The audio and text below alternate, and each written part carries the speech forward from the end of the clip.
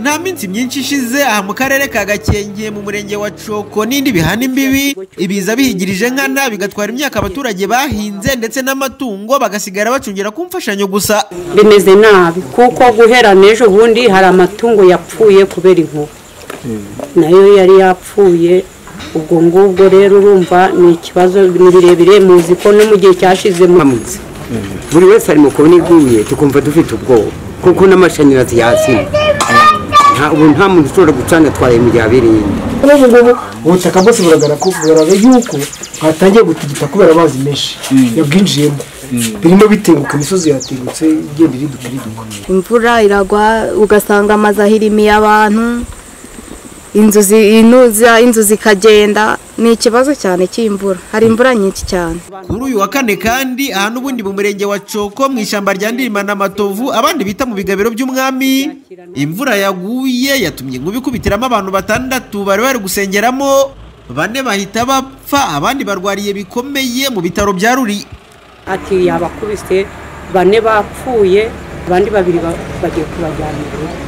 Dusanga hari abantu benshi n'ubuyobozi bwahageze bwa polisi na ribu, cyokoze twasanze abo 2 bari bagihumeka, ambulance maze kubajyana.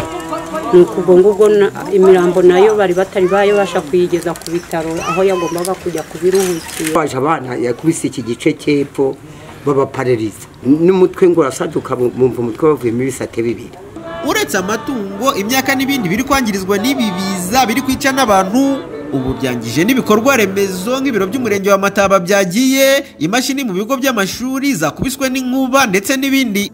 Madame Mukandayisenga Sorina, umuyobozi w'akarere ka Gakenke, avuga ko bakomeje gushira imbaraga mu guhangana n'ibiza, akanakangurira abaturage kwirinda kujyaho byoroshye gushira ubuzima bwabo mu kaga. Umuntu agomba kwiherera agasenga Imana, ariko ntago umuntu agomba kwiherera agasengera Imana ahantu hashyira ubuzima bwe mu kaga. Yagakwiye kwiherera akaherera mu nzu ye akabwira Imana, kandi irumva. Uzi Imana yumvira mu ishyamba niyumvire mu nzu, rose Imana ikubitisha umuntu inkuba urashyiraho akabazo. Ndatekereza yuko Imana itagukubitisha inkuba, ariko n'abubaka amashuri ari private n'abashinga insengero n'abazifite nabo turi kubashishikariza yuko nabo bagomba gushyiraho imirinda nkuba, kuko twajyaga tubibabwira nko kubaha message, ariko noneho twabishyize mu nyandiko. Gushyira mu nyandiko tukabaha n'igihe ntarengwa, aho kugira ngo umuntu apfe gusenga babyihora bagasengera iwabo. Nyuma y'uko ibi biza bikomeje kwigaragariza nabi abatuye mu karere ka Gakenke, hari n'abavuga ko bimaze no gusiga isomo. Tutagomba kujya mu biti imvura iri kugwa n'inkuba zirimo, nuko wenda byabaye wenda nibabyibuke bakajya mu giti akabariho bugama. Tugiye tubona imvura igiye kugwa twajya tugenda tukajya kugama wenda ahandi atari munsi y'igiti. Igihe cyose ukagombye kumva amabwiriza yo kugiye cyose imvura igiye kugwa kujya munsi y'ibiti kugamamo, kwikingamo, ibyo bintu atari byiza. Ni mu gihe kandi bari gutaka izi ngaruka ziterwa n'ibiza, Minisiteri ishinzwe gukumira ibiza Minema nayo imaze iminsi mike itangarije abaturarwanda kwirinda kugama munsi y'ibiti n'ahandi hose hashobora gushira ubuzima bwabo mu kaga, kuko igihe cy'imvura gikomeje.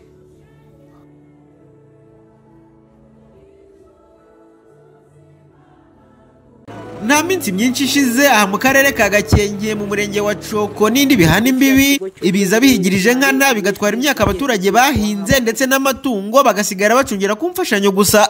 Bimeze nabi kuko guhera n'ejo bundi hari amatungo yapfuye kubera inkuba nayo yari yapfuye. Ubwo ngubwo rero urumva ni ikibazo ni birebire, muzi ko no mu gihe cyashize mwamuze buri wese ari mu kubona iguye tukumva dufite ubwoba kuko n'amashanyarazi yazimye. Nta muntu ushobora gucana twaye mu gihe abereye.